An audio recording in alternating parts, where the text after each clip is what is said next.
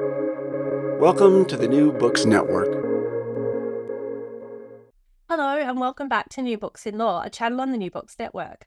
I'm Jane Richards, and I have the great pleasure today of introducing Professor Justine Nolan and Associate Professor Martijn Boersma. And their book today is Addressing Modern Slavery, and it was published by UNSW Press in 2019. Martijn and Justine, welcome to the show. Hi, Jane. Thanks for having us.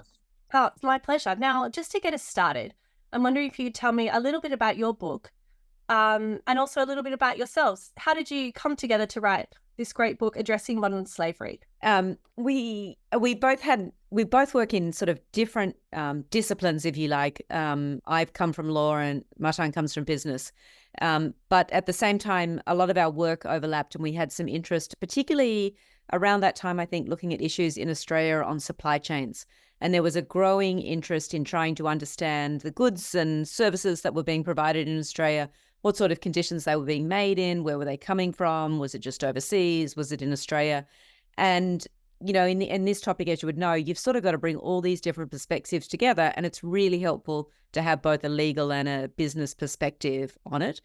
And it was also at the time when Australia was just sort of on the precipice of introducing a Modern Slavery Act, which was, you know, radical for it then.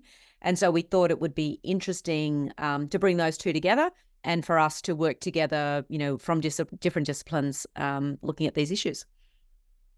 Great, thank you. Yeah, and it is a really interesting book because, I mean, I come from a law background, but you do see both sides. You do see the business side and the law side. So I found that really interesting when I was reading it. So then, just to sort of frame it for our listeners, can you tell me what is modern slavery? Yeah, sure. So modern slavery is effectively a situation where people are forced to perform labor, if you will, against their will. Actually, let me take a step back there. Modern slavery itself is basically seen oftentimes as a bit of an umbrella term. So it does also include issues such as forced marriage, but in the book specifically, we look at various forms of forced labor. Now, typically within an employment relationship, if you don't like what is happening, you have two options available to you, if you will. You can express your voice, so you can raise the issue with people that you work with. Or ultimately, if that fails, then you have the capacity to basically exit that employment relationship. And those two elements, voice and exit, are very important within sort of the employment relationship literature, within the broader management literature. And you could say that within a situation of modern slavery, or more specifically within a situation of forced labor, people do not have the capacity to exit that, you know, what you might call, quote unquote, employment relationship, because obviously it's not a proper employment relationship, nor do they really have the capacity to raise their voice and change the conditions that they experience. That is roughly what that entails. Yeah. Right. So there's sort of a complete power imbalance. Yes. No. Exactly. Right. So where you would normally, obviously, already between an employer and employee, you would normally already see something of a power imbalance, obviously, and obviously that's the reason why so many people unionize in order to try and form a collective to put a bit more weight in the scale. In a situation of forced labor, basically the employer, again in sort of inverted commas, would be basically in a complete authoritarian sort of dictator figure that would entirely unilaterally, so I suppose determine what the conditions and the circumstances are in which you perform labor. And the important thing is that you do that against your will, and you're not able to get out of that situation. And there's lots of different labels attached to it. You know, like there's within modern slavery, as Martijn said, it's an umbrella term, but you have slavery, servitude, human trafficking, forced labor, debt bondage. So all of these individual components are sort of separately described in international law. But the sort of the modern usage of modern slavery really got a lot of attention when the UK passed its act in 2015. And you'll see different people in different jurisdictions refer to it in different ways. Some just refer to forced labor, which is much more common in the United States, for example, whereas modern slavery has become sort of more synonymous with some of the legislation in EU, the UK, and also Australia. Yeah. Maybe this is a good time to talk about it then. Can you tell me about some of the legislation around the world and how that sort of how does that tackle modern slavery? Yeah, so the attention, as I said, got focused on this issue, particularly when the UK passed its Modern Slavery Act in 2015. And that at the time was seen as sort of an innovative way of trying to get companies to think beyond their traditional corporate legal boundaries, where companies would say, I'm only responsible for what's happening in sort of my headquarters my operations. And what the Act was saying is that, well, actually, you've got to try and identify risks throughout your entire supply chain. Even if you have this concept, this legal concept of limited liability, which your liability doesn't extend, what we're saying is you need to identify and report on risks in your supply chain related to modern slavery. So the UK Act was doing that. I mean, there were other acts that, other laws, if you look at the Dodd-Frank Act in the US, which was which was earlier. You also had the Californian Supply Chains Transparency Act, and then you had the UK Act, but that was the first one that used this term modern slavery, but each of those other ones were all focused on supply chain reporting. And then in 2018, you had Australia pass a law which was modelled on, one part of the UK Act, which again was focused on transparency in supply chain and corporate reporting, and the idea that you could use mandated disclosure as a mechanism to address modern slavery. Now, we'll get to the fact whether that actually works or not, but that was the premise behind the laws. Yeah, no, that really helps for context and sort of seeing the way it sort of, the law has moved forward, and there is a bit more perhaps information and public awareness of modern slavery, especially in relation to supply chains, than there might have been, say, 10 years ago. So Definitely. Then why do you describe it in the book as a global problem? Well, it's a global problem in the sense that obviously we live in a global economy. We've got global networks of production, so it is obviously within the context of I suppose different national jurisdictions introducing these acts. In that sense, it's sort of a country by country approach, but then at the same time the legislation crosses boundaries as well. So Australian companies, it applies to Australian entities or entities that are active in Australia, I should say. But then the consequences of the act are boundary crossing. So they need to look at their supply chains overseas, and the same is obviously the case with what Justine just mentioned, the UK Act and some of the acts or some of the laws in the States that preceded that. So in that sense, while there is very much a sort of country by country approach to this, due to the fact that but sadly, Australia doesn't obviously have a large manufacturing sector anymore, and all of that has moved overseas.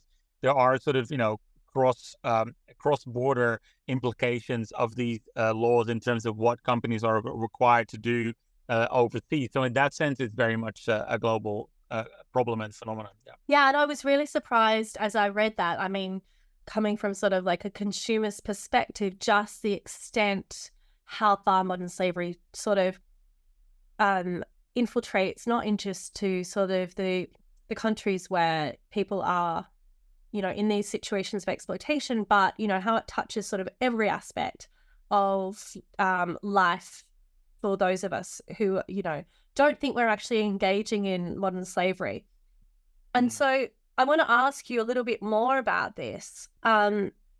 So you write in the book that regular revelations about modern slavery show that this practice can reach into every aspect of a company's operations and supply chains, as well as into consumers' lives through our daily consumption. And that really struck me, this idea, thinking about how it reaches into daily consumption.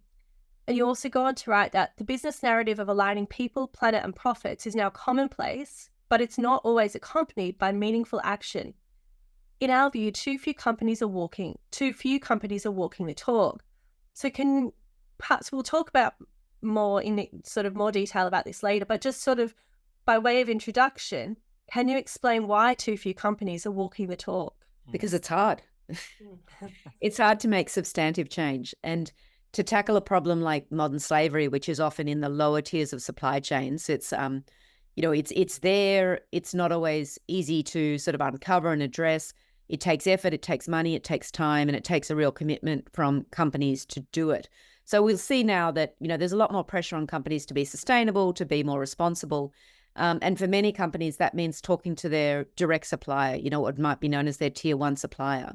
But then to delve down into where the sort of the minerals or whether the materials are coming from a particular product, that's, getting down to tier 3, tier 4 of a supply chain. And that's where you're more likely to have serious exploitation of workers. So to do that is a long-term commitment from a company where they have to understand that to really understand human rights, address, human rights and environmental issues is going to, require them to change the way they do business. It's going to require them to invest in it. So too few companies are really willing to make that commitment and make a radical change. Yeah, and I think as well, if I can add to that, that the way in which the responsibilities have been placed on companies through these acts that have been introduced is largely through reporting and transparency, as Justine already mentioned. It is too easy for companies, also in the context of a lack of actual hard sanctions and the tough enforcement by regulators, which is pretty much entirely absent in all these jurisdictions that we've discussed. For those companies to, I suppose, comply with these acts in an almost entirely symbolic manner. So we oftentimes refer to the fact that these companies produce very glossy, nice-looking reports, nice-looking statements, and they have learned very well how to literally, as we mentioned in the book, talk the talk. So they know exactly what lingo to use, talk about stakeholders, talk about engagement, talk about, stuff like transparency and, all the sort of stuff. That lingo they're really good at. But when you pick at it, and Justine and I have also seen that in other research that we've done, there's oftentimes, lacking, there's a lot of substance lacking from that. But for the, I suppose, other people who are, I suppose, meant to be scrutinizing these companies, whether that is consumers or shareholders, they, I suppose, for them, that type of information might then let a company off the hook. Whereas the few that are looking at these statements and these reports produced by companies more critically, they pick at the surface and they see there's actually no substance. So too many companies go for that type of symbolic compliance. They merely want to tick their box without making those difficult changes that Justine alluded to. Yeah, that's really interesting. I mean, when I've sort of looked online at, the companies and they write about their sort of corporate social responsibility or this supply chain or their ethical sort of, how they meet their ethical obligations, there is all this sort of, information, but actually it's more words than actual substance. So I think that's really interesting. I do want to talk to you later about what consumers can do and how consumers can influence change. But before we get into that, I want to talk a little bit about your methodology and just ask you about that. One thing I found really interesting was there was a lot of case studies through the book, and it sort of moved, it made it really real for me, really understanding what you were talking about, how individual people were impacted and how it is such a global, all-pervasive phenomenon. So can you tell me a bit about your methodology and some of your case studies, perhaps? Yeah, I think we were really keen to try and move beyond the sort of the stereotypes of thinking of exploited workers in India or on fishing boats off the coast of Thailand, where all of those things are true, but sometimes we neglect to look in our backyard. And for that might be Australia. It might be looking at, cleaning contractors in an Australian company or, working in an Australian building or shopping centre or, agricultural workers in the UK or, tomato pickers in the US. All of these things in any country that, when we talked about a global problem, modern slavery is everywhere, that countries aren't immune to it. So that was part of what we were trying. And we're trying to show case studies that showed that breadth. So this really built off some of the previous work that we had been doing separately, looking at, initiatives in business and human rights, looking at how you effectively regulate companies, what supply chain management means. And this was a combination of us doing both sort of, academic desk work and also earlier empirical work, examining corporate practices or examining initiatives. So it was a mix of methods in doing that. And the case study was a very deliberate approach to provide, a reader, as you said, with tangible experiences of what they're going on. So they're quite varied. And one of the techniques we also used, I think, was putting in some of the old concepts of what people thought about slavery in the 1800s, and then putting a story alongside it, which might be, a worker from Singapore, a migrant worker there who's trapped in debt bondage type thing. But, I'll let Martijn perhaps talk about some of the case studies as well. Yeah. Yeah, that was, I completely agree with what Justine said. So the point of, I suppose, showing side by side stories from slavery that occurred a couple of centuries ago to what is happening in contemporary times was really to show some of the similarities between then and now, but also, I suppose, try to explain to the reader how slavery has evolved over time. So it's not the same practice. Obviously, slavery has now been made illegal, and what we say in the book, I believe, as well, is that so it's no longer about a legal ownership, but it's become about illegal control instead. And so that's what we wanted to do, to really give the readership that sense of how, because a lot of people that you speak to and you talk about modern slavery, they immediately equate that with sort of traditional forms of transatlantic slave trade, you name it. And obviously that is something that you need to then explain as well. So that's what we did. And the case studies were really important, as you have already alluded to as well, Jane, to really make the reader aware of the fact that it's really something that touches into their lives as well. And so, we try to do that as broadly as possible. And I remember also being on a radio interview together with Justine, and Justine very eloquently explained at the time that, or maybe this is even a passage from the book that Justine then maybe read in the radio interview, but it was about sort of you're having breakfast and the items that you use while you're having breakfast, those items. And so before you've actually, I suppose, left your house to go to work, you've already touched so many products that have been tainted by modern slavery. So that was really the point, to try and attach it to the reader. And at the same time, because we wrote the book for a broad readership, I think we had the luxury, which is not oftentimes something that academics get, of not having to, painstakingly explain every bit of the methodology to the reader, which obviously for a general readership would be quite alienating, and for the academic view would be more interesting. But that was broadly our approach. And last thing I'll add to that, what Justine said as well, that in the examples of modern slavery in those case studies, which for which we got data from secondary sources, media and otherwise, but also from our own research projects that were already sort of running in parallel with the writing of this book, we made sure that we took examples that were relatively well known and perhaps far away, as well as ones, as Justine said, that mentioned, that happened in our backyard, whether that's a UK car wash, or whether that's Australian cleaning or Australian horticulture, to really show that this is not something that happens far away, but literally is something that you could be driving past, or you could experience even if you go get a manicure or a pedicure in your local nail salon. Yeah, I mean, when I was reading it, I was shocked. I sort of consider myself to be, as much as I can be, a fairly conscious consumer, and then thinking that things in my house, as you say, like before I've sort of even left, the coffee I've had, or even one of the examples you gave was about garlic.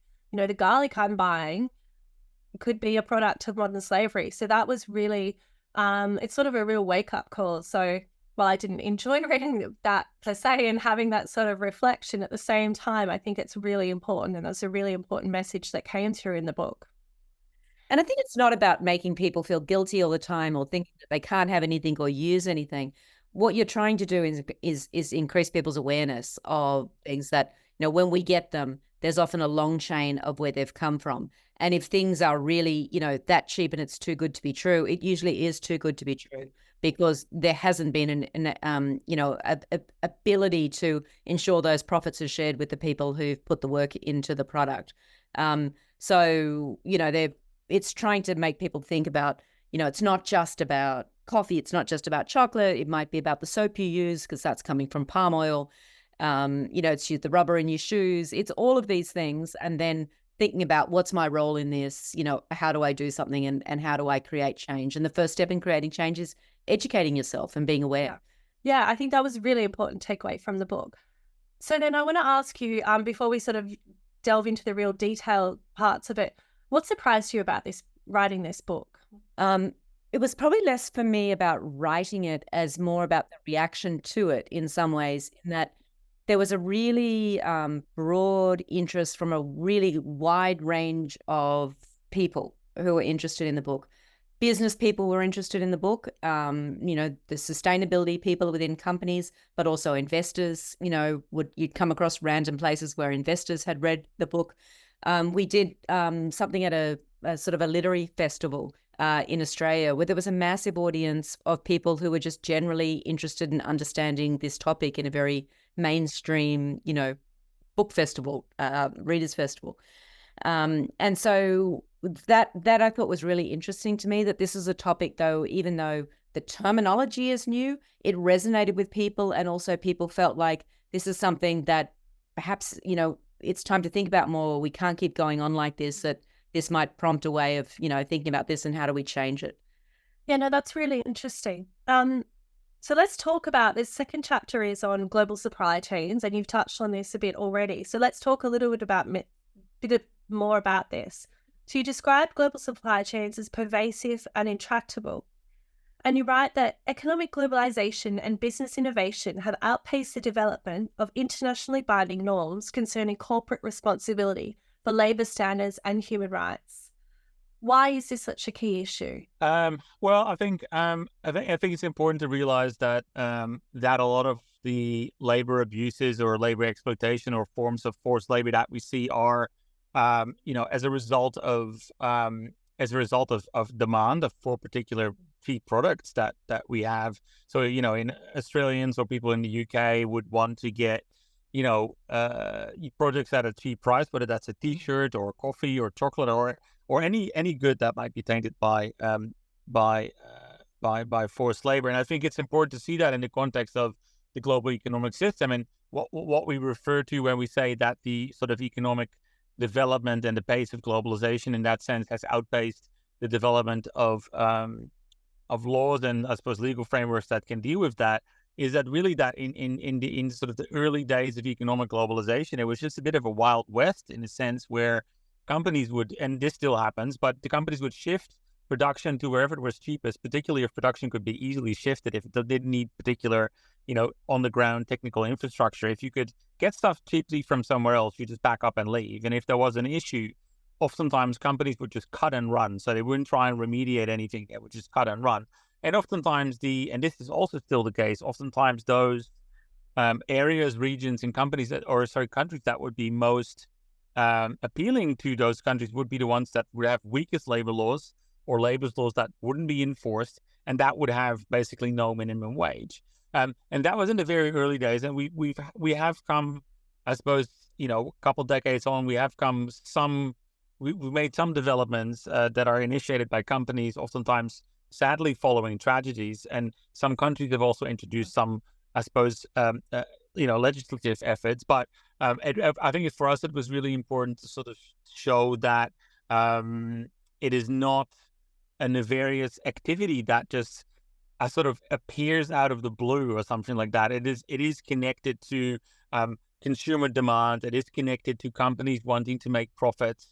It is connected to the global economic system, to free trade, to weaker labor laws, and the absence of minimum wages or living wages in particular jurisdictions. And because once we, I suppose, identify those causes, then obviously in later chapters we can also start talking about the solution. So first of all, we wanted to sort of get to the bottom, and I think in the book we talk about sort of the macro level dimensions of the problem at the meso level and the micro level dimensions. And we wanted to get to that to again give the consumer an idea of the different factors that add to the problem, but also the potential different points of intervention as well. That's interesting, actually. I want to pick up on that. So what are the different sort of points of intervention? Well, from a macro level, obviously, we talked about already sort of, I suppose, we haven't actually talked about that, but international human rights frameworks, which I'm sure Justine can talk a lot more about than me being the legal scholar, but that's a macro, I suppose, solution, the UN guiding principles on business and human rights, while obviously not specific to modern slavery, but are an instrument that are used at a macro level, large scale level to try and deal with this issue. At a meso level, you could say, well, if we take sort of the country level intervention or the company level intervention in terms of the policies and acts that they enforce and create. And at a micro level, obviously, you've alluded to this as well, Jane, in terms of what a consumer might be able to do. So there's these different levers at these different levels that I feel that can be pulled, which to varying degrees might have an impact, but combined can potentially have a greater impact. But I'm sure Justine can add to that as well. No, I think you've summed it up. It's sort of, and part of what we're trying to do is also assess the effectiveness of those levels of intervention. And in some ways, you need them all, because none of them by themselves will serve the purpose. And so that's part of what we're looking at. But that's super interesting. So then, in that sort of context, what responsibilities do companies have to workers of suppliers and their contractors? So then, if you step back and you think about a company, that's operating, in the UK, for example, then it would be looking at what is the corporate domestic, law, or is there worker health and safety law, the particular environmental laws that apply. And that's all within, the jurisdiction of that country with it. And so there may be legal obligations of a company. And when you say to its workers, in that sense, it tends to be to its employees. So that will generally not then be workers in its supply chain. But if you step back at the broad level and you look at the conventions of the International Labour Organization or treaties of the UN, etc., they're trying to set universal standards that are applicable to, states all over the world, and individuals should benefit from that. But the way they're implemented then falls down to domestic level.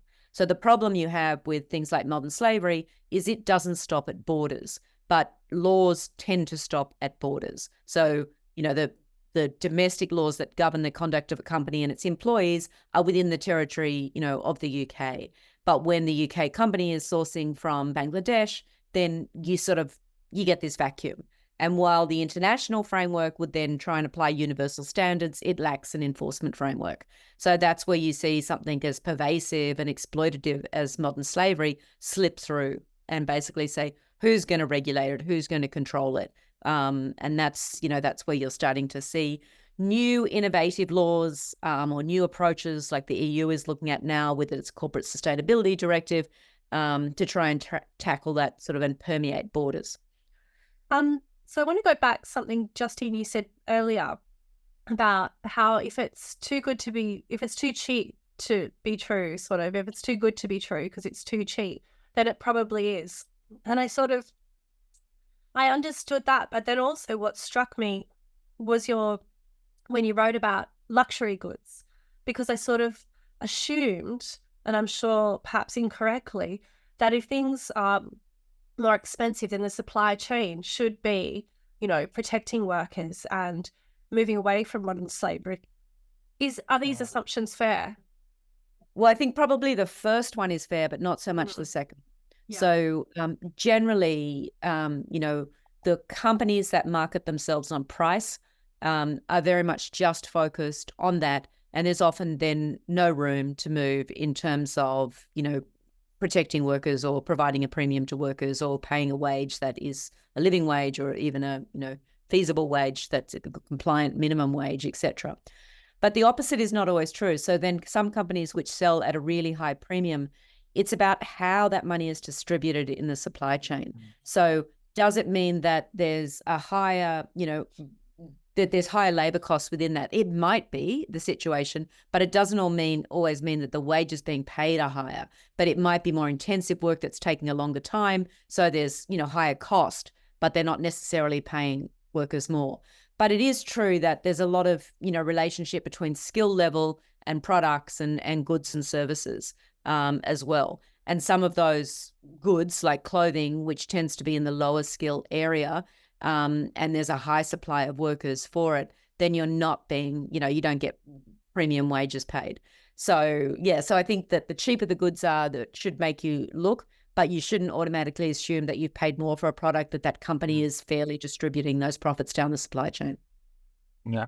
And another way to look at that from a management perspective is because we talk about supply chains here. A slightly different way of looking at that is from a value chain perspective. So rather than looking at supplier, you look at all the value adding activities from sourcing, or even from very much in the beginning conceiving of a product to ultimately designing, to then getting the raw materials, manufacturing, all the way through to marketing and etc. And what you see from that sort of value chain perspective, that is oftentimes shown as a they call it the smile of the global value chain. So at the outset, when you talk about the design, like for example, an Apple iPhone, for example, or any sort of technical item or gadget or phone, when it's designed, those are obviously high value adding activities that oftentimes actually take place in sort of more affluent nations. And then when you get to the sourcing of raw materials, and when you start to talk about manufacturing, those are the low value adding activities where, basically that takes place oftentimes in emerging markets, developing countries, whatever the terminology is that you prefer to do. And then we go through to the end of the value chain and the value adding activities. And then you get to the other end of the smile, where you talk about the marketing, when you talk about your nicely looking Apple store, et cetera, et cetera. So that's also, I suppose, a way to visualize where companies, make their profits, where the margins are, but also how the value throughout the global value chain is distributed. And that's very much on either end of the smile, and not in the middle, where we talk about, raw material sourcing and sort of manufacturing. Yeah, that's super interesting. I want to move to the next chapter, which is on the emergence of corporate social conscience. So in recent years, we have seen this emergence of a corporate social conscience. Can you tell me about what this is and the implications? Well, I mean, I think this is one of my, the things that always triggers me, because I've been to so many panels and meetings in my life, and companies will always start with, sort of they're on this human rights journey, or they're on a journey of corporate social responsibility. And, I'll often say to them, well, you're never on a long journey to profit. Your journey to profit is very quick, but your journey to human rights is endless. And, you keep talking about journey, but there's no end to it. And there's often no sort of clear indicators of where you're going with it. So the corporate social conscience, I think, is this long, never-ending journey. It's not that it's a bad thing. It's great that companies are more aware of their impact and what they can do. But sometimes I think this sort of corporate social conscience is a cover for making more meaningful change. So there's a lot of cosmetic changes, a lot of superficial reporting, glossy reports.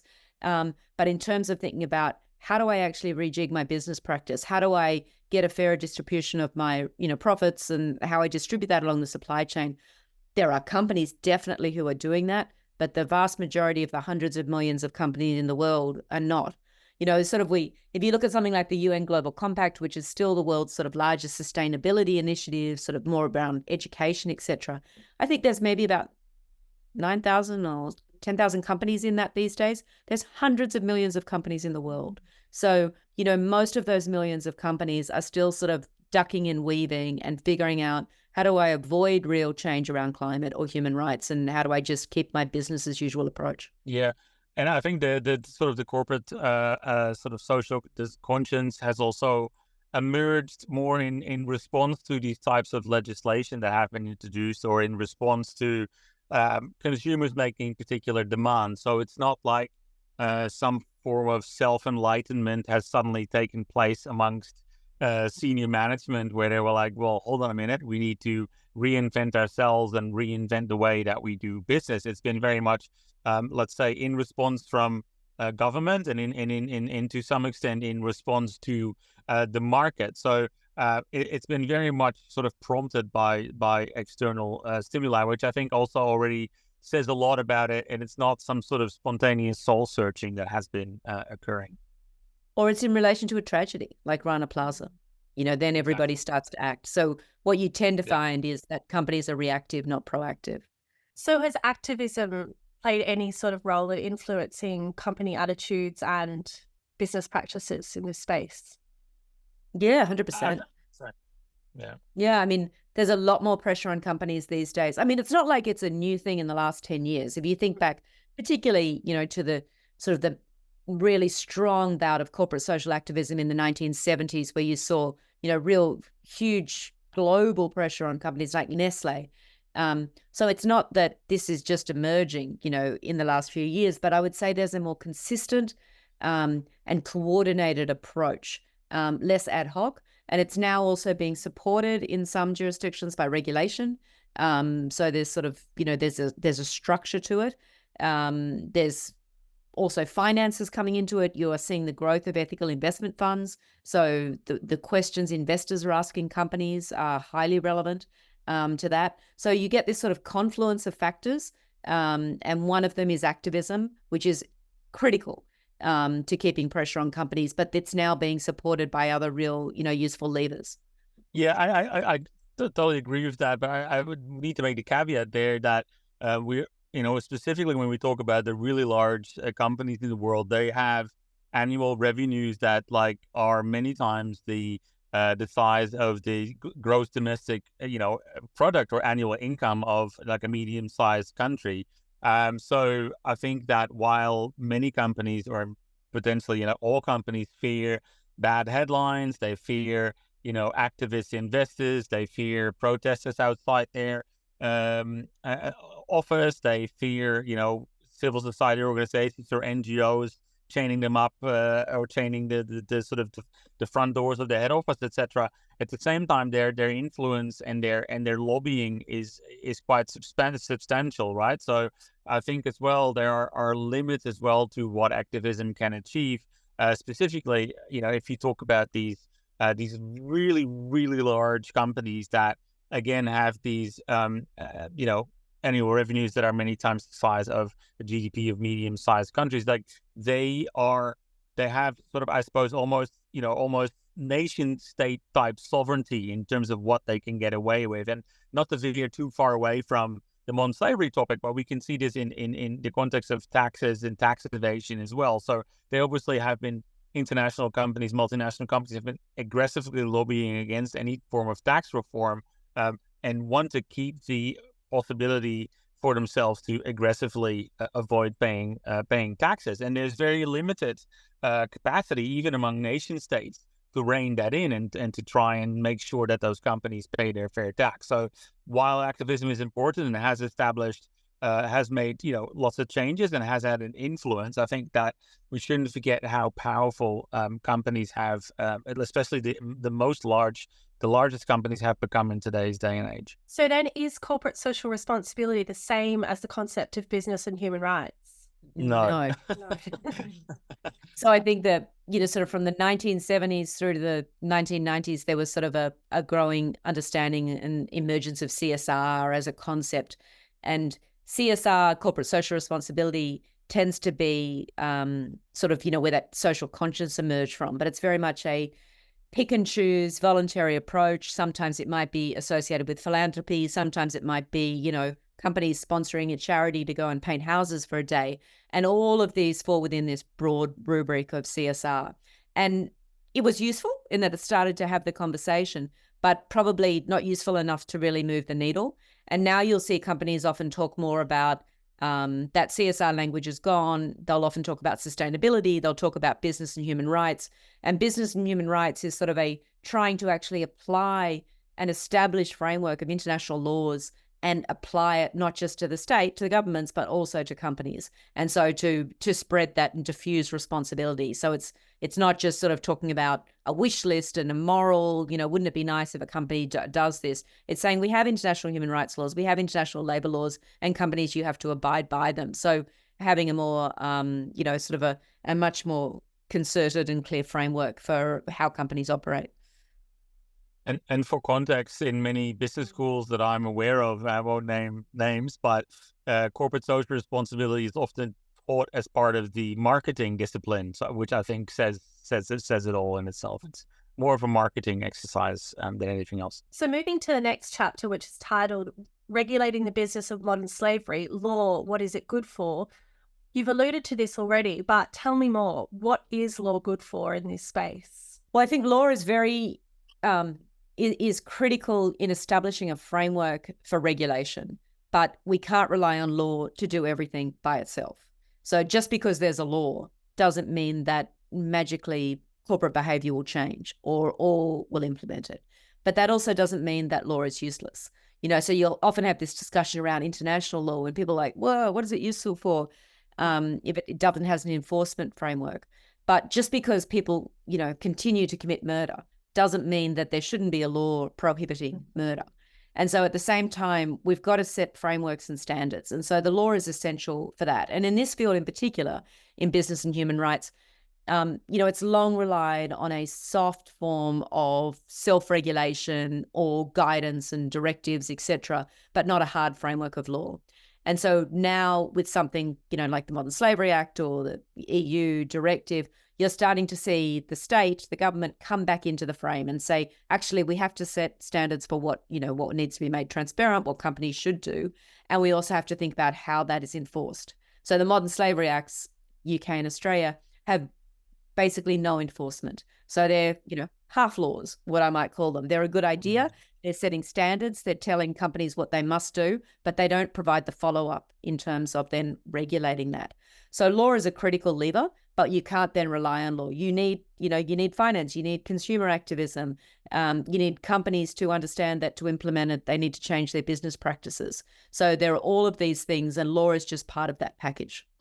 And the interesting thing as well there is that, as Justine said, there's sort of half laws. So they try to basically also, I suppose, instrumentalize companies as agents of change, and it puts the onus with companies to try and make changes within their business models and supply chains. But the enforcement there entirely relies on the market. So in Australia, we're currently debating whether there should be financial penalties for companies not complying with the Modern Slavery Act, but thus far, that's not the case. And the idea there is that there will be, and indeed in the UK as well as in Australia, both the UK government as well as the Australian government, in the guidance documents that they've produced alongside of these acts, they explicitly state that companies that don't do a good job will be penalized by consumers and investors, and companies that do a good job, apparently investors and consumers will flock towards those companies. And obviously the UK Act has been in operation for a longer period of time.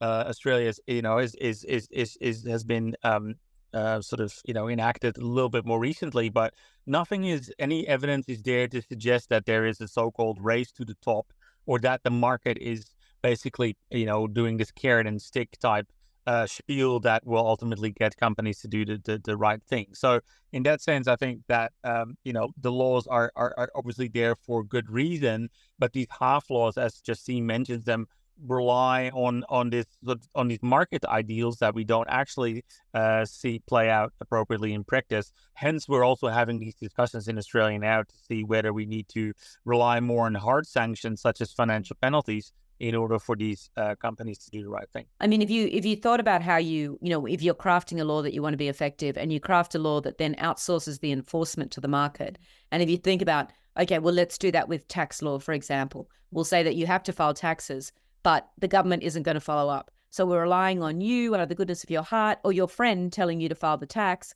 And wouldn't it be great if you did? But there's no penalty if you don't. So of course we're not going to do that, right? And so that's the same thing that we're seeing with some of these sort of transparency laws, that they're good to a point, they're raising awareness, they're increasing discussions, but they're not creating meaningful change on the ground. So then this relates to my next question, I think, as well. Many global companies do publish information on their websites that they ensure minimum wages in their suppliers' factories. But why is this not always good enough? What's wrong with sticking to minimum wage? Yeah, no, it's interesting. Because Justine and I are the few tragics that have really delved deep into all these reports on modern slavery and whatnot. And oftentimes, if you see a company say something like, "Oh, we comply with all local laws and regulation," then you know that they're probably not doing the best thing, because operating within those local, legal boundaries, oftentimes, they're there for the reason that there are limited labor laws, or they are poorly enforced. So that in itself is not enough. Again, these companies are meant to be agents of change in trying to improve standards overseas. And with regards to minimum wages, to the degree that there are minimum wages, oftentimes minimum wages are entirely out of step with cost of living. So, it's more important, and this is actually in another research project on modern slavery that Justine and I were part of, looked at whether companies would mention a living wage, which obviously does take into consideration what the local cost of living would be and what someone would need to make in order to have, be able to have, live at a subsistence level and have, be able to feed themselves, clothe themselves, and take care of their family. So the difference between minimum wage and living wage is very important there. And this comes back to a point I made earlier as well, that like a lot of companies know how to sort of, I suppose, write a nice report and say the right things, but really picking at these types of things, whereas to say, okay, mention minimum wage, fine. And that means that you're probably complying with your obligations in that minimum wage sense. But that is not to say that people on that minimum wage are also able to actually, live comfortably or have sort of a decent life. And that's also where potentially the threat of labor exploitation come in, where people might say, an employer might say, okay, well, or know that your minimum wage is not enough to get by on. So they will say, well, you can do lots and lots of overtime, or even those people have no other choice but to do overtime, and therefore might be overworked. They might not be in a position to refuse any overtime because they can't take care of their family. And then you can see, as you mentioned before, Jane, you can see that power imbalance shift more towards the employer, where they might say, well, actually, if you don't accept these conditions or these conditions, then we're going to cut your overtime altogether. So, that's where you get into the weeds. And that's what Justine and I have also tried to pick at in another research report, to try and see, what it is that those companies are actually doing behind their reporting, behind that facade, if you